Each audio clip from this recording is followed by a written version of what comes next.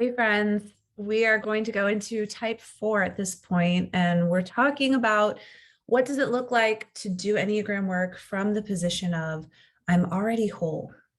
And this is going to be especially challenging for type 4s because part of the archetype for the 4, part of the identification for the type 4 is broken, and not just broken, but missing pieces. So if you imagine a puzzle, and the puzzle is not only broken, so you can't see the picture, all the pieces are all over the place, there's also pieces missing. And what's important about that is no matter how much we work to put the puzzle together, it will never be whole if there are pieces missing. And so doing work from the position of what if I'm already whole? And there are just needs that I'm either not aware of, I'm not providing for, I'm not turning toward. And so because I'm not having those needs met, there's this cry. I'm more and more convinced the more I work with myself and others that we're really just bigger babies. We're really not as evolved from infants than maybe we would like to think we are, because the only reason infants cry and make a fuss is because they have a need and they're trying to get it met. So oftentimes when we see our type and some of the outbursts of our type, some of what maybe is traditionally called lower levels of health behavior, which I have a problem with the levels of health, but that'll be for another day. We'll talk about. But some of these lower levels of health is actually a cry for a need to be met. And when we understand, oh, I just have a need that needs to be met, we don't look at infants and say, oh my gosh, it's crying, it must be broken, send it back to the hospital, we got a defective baby, it's crying. We accept that crying is actually healthy. It's what babies do to survive, to get their needs met, and to begin individuating, to begin to grapple with what is it to be an other, to be a separate. I'm no longer attached to my mother through my belly button, and all I need to do is just float there and all of my nutrients comes in. No, I actually have to advocate. I have to say, I'm here. Look at me, listen to me, feed me, love me, comfort me. It's part of how a healthy child grows and develops. And so, especially for the type 4, we see a lot of that. Look at me. I have needs, and I'm trying to get them met through attracting attention and interest from others. And some of what the type 4 does is they try to be different or unique, have something mysterious about them, something that makes you go, oh. So if I was walking by a nursery full of infants in their little clear bassinets that they have in the hospital, and I was just like, oh, and all the babies looked the same, which they don't. I love babies and every baby is a beautiful miracle. But let's just say I'm walking by and I'm like, oh, same baby, same baby, same baby. And then there's a baby with pink hair. I would be like, oh, look at that. And it would draw me toward that child. There's something about being special and unique and different, mysterious. What's that? I want to look closer. I want to get closer.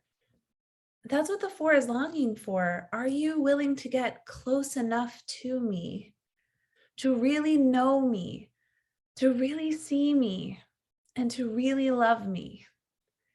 And am I only able to get that if I have pink hair as an infant in the middle of the hospital? Am I only able to get that if there's something about me that sparks your interest? And so a lot of the cries for the type 4 are these cries of, how do I differentiate myself from others?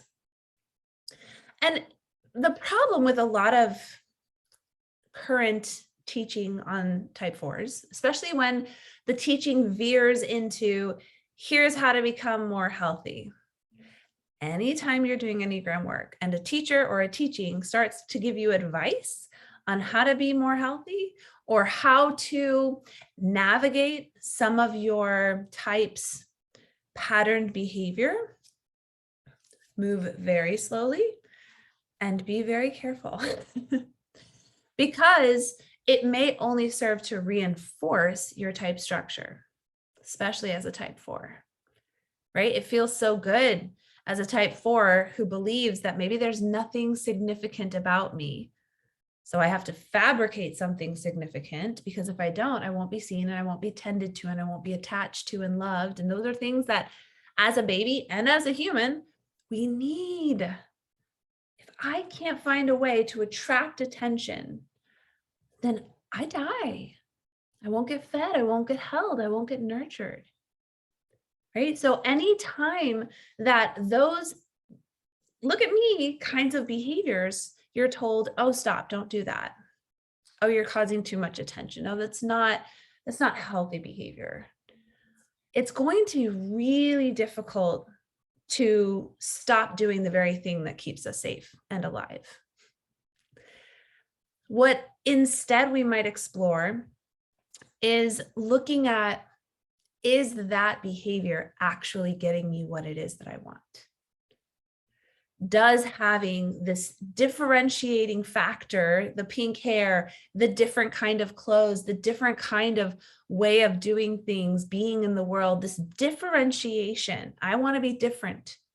I need to be separate. I need to stand out in some way. I need to be exceptional, right? Does that actually get us what we want, which is connection?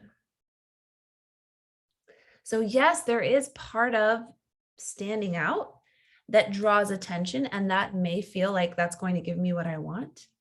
But when that strategy is overdone, the need to differentiate actually creates distance, actually creates a sense of I'm all alone. And then we try to differentiate even more because we think, well, maybe if I was even more special, they would want me. But the differentiation just keeps us floating away from the connection that we long for.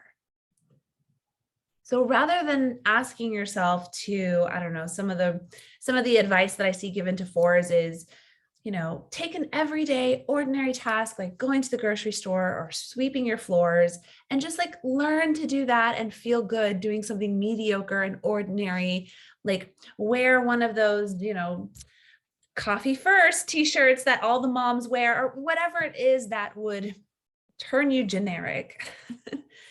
And the advice is, well, if you overdo your strategy of being different, then just be the same as everyone else, and then you'll be healthier. Just let my face speak for me when you can tell that does not, if you are a type 4, I don't even have to tell you that does not feel good. I don't even have to tell you that assumes that being different is wrong and tries to pull your only strategy for getting connection out of your hands and says, just blend in, just be like every other baby in the nursery. All that's going to do is send your nervous system into a panic. Because if you're letting go of the pink hair and you're all like all the other babies in the nursery, how are you going to get loved? How are you going to be held? It doesn't make sense, right?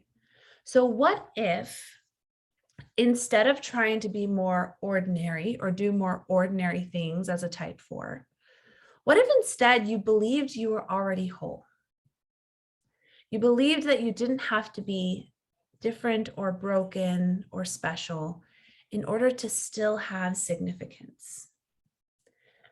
Now you might be asking, how do I do that? Because that does not feel true. It does not feel like I could be already whole, and being whole would get me any kind of connection.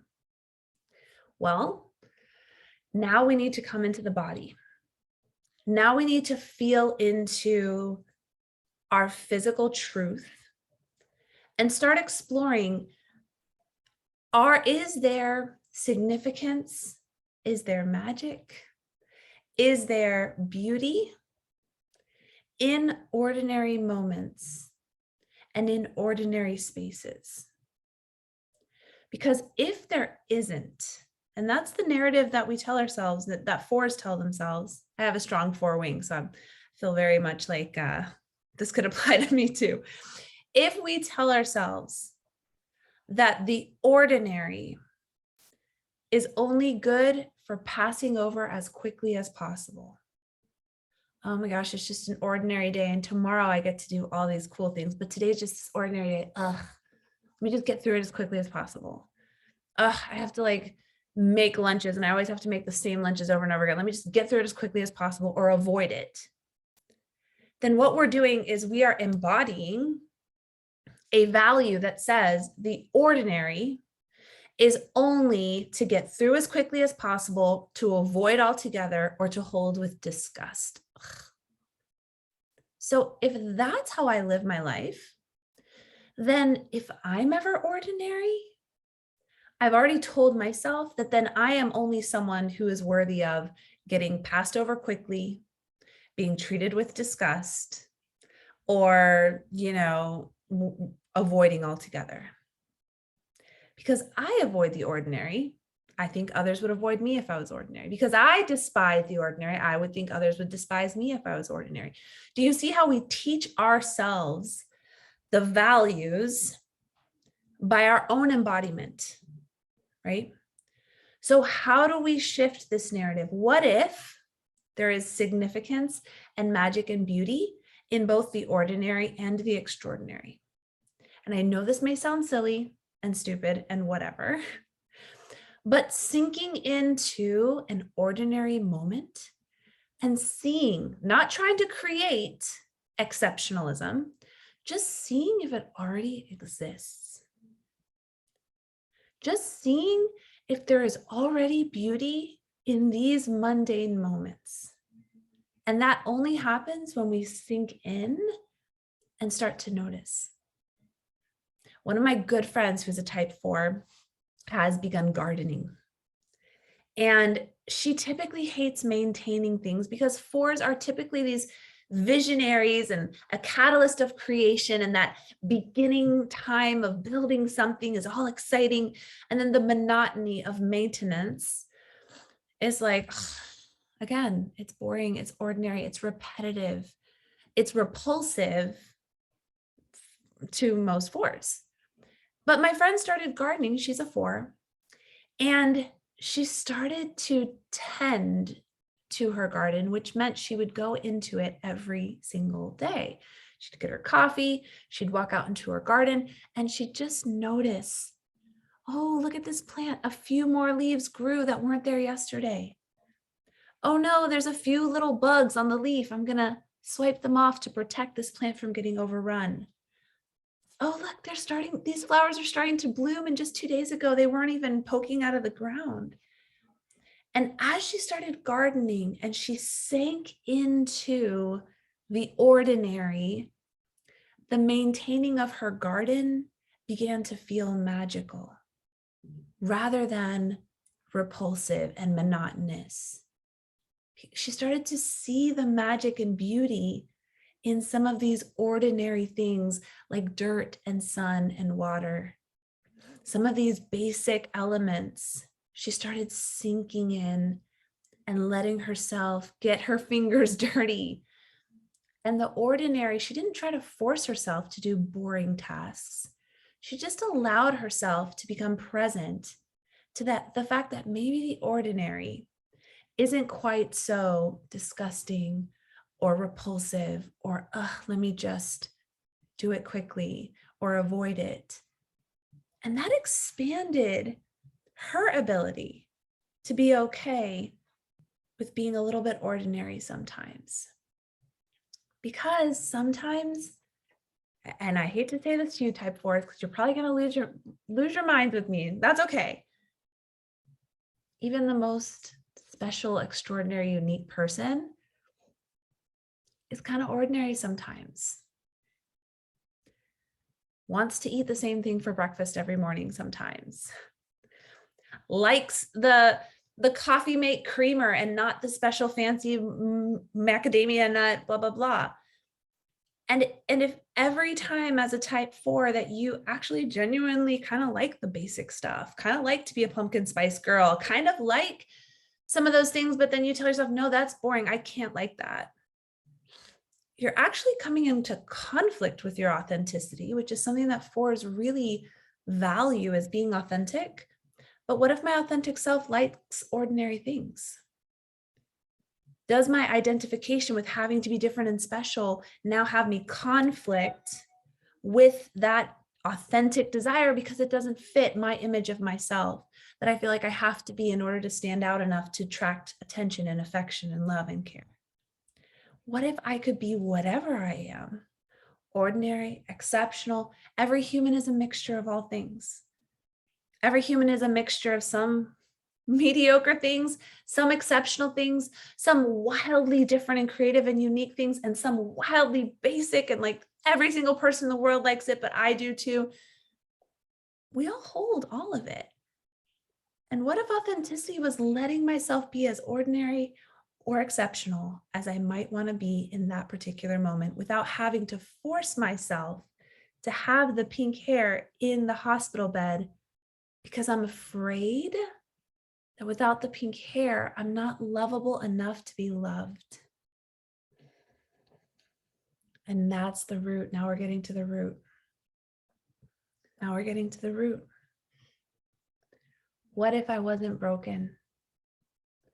What if I was lovable enough without any additional bells and whistles and differentiations? And as I sink into that enoughness, that already wholeness, I sink into the ordinary and I find some magic. I'm not differentiating so much that I miss the connection that is available to me. I can be just who I am and get what I actually want. Connection, belonging, being seen for who I am, not the image of the projection of who I think I should be. If somebody loves the image of the projection of who you think they should be, do they really love you? And then does that love only confirm to you, see, you're only loved because you have pink hair. You're only loved because you are that extra special, different, cherry on top, whipped cream sprinkles kind of person. And then you wake up one day and you say, I kind of don't want all that extra stuff. But now if I don't have it, I lose love. I lose care. I lose connection. I can't. And then the performance starts up and then it's exhausting. And it's heartbreaking and it's lonely. So this is what it might look like for a type 4 to do Enneagram work from the position of already whole.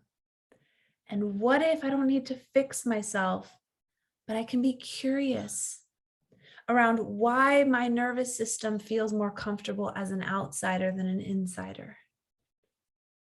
How afraid am I of really being seen for who I am? How afraid am I that love is not available to me?